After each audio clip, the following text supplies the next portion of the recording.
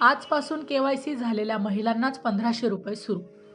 आजपासून महिलांच्या खात्यामध्ये 1500 रुपये जमा होण्यास सुरुवात झालेली आहे। परंतु आता खूप महिलांचे प्रश्न आहेत की जे 1500 रुपये मिळणार आहेत ते कोणत्या महिन्याचे आहेत आणि जर एखाद्या महिलेची केवायसी बाकी असेल तर त्यांना हे पैसे मिळणार का?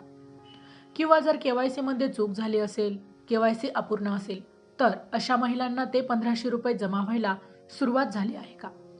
तर त्याची माहिती या व्हिडिओमध्ये आपण समजून घेणार आहोत। तुम्ही खूप व्हिडिओ पाहिले असतील ज्यात केवायसी करण्याची शेवटची तारीख 31 जानेवारी सांगण्यात येत आहे, पण हे चुकीचं आहे। केवायसी करण्याची शेवटची तारीख 31 डिसेंबर आहे।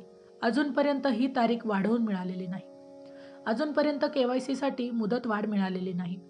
मुदत वाढ जर मिळाली तर त्याबाबतचा शासन निर्णय किंवा परिपत्रक किंवा राज्याच्या महिला बाल विकास मंत्री आदिती तटकरे आहे त्या देखील ट्विट करून त्याबाबत माहिती देत असतात। जर अशी काही माहिती आपल्यापर्यंत उपलब्ध झाली तर त्याची माहिती आपण देऊ, परंतु सध्या तरी 31 डिसेंबर ही केवायसी करण्याची शेवटची मुदत आहे। जर तारीख वाढवून मिळाली तर त्याबाबत आपण माहिती देऊ। परंतु 1500 रुपये आहे ते कोणत्या महिलांना मिळत आहे? अशा सर्व महिला ज्यांची केवायसी चुकली असेल किंवा अपूर्ण असेल किंवा केवायसी बाकी असेल अशा सर्व महिलांना हा 1500 रुपयांचा हप्ता सुरू झालेला आहे। आजपासून 31 डिसेंबर पासून हे पैसे महिलांच्या खात्यात जमा व्हायला सुरुवात होत आहे। मग 1, 2, 3 जानेवारीपर्यंत हे पैसे महिलांच्या खात्यात येतील। आता उरतो डिसेंबर महिन्याचा पैशांचा विषय।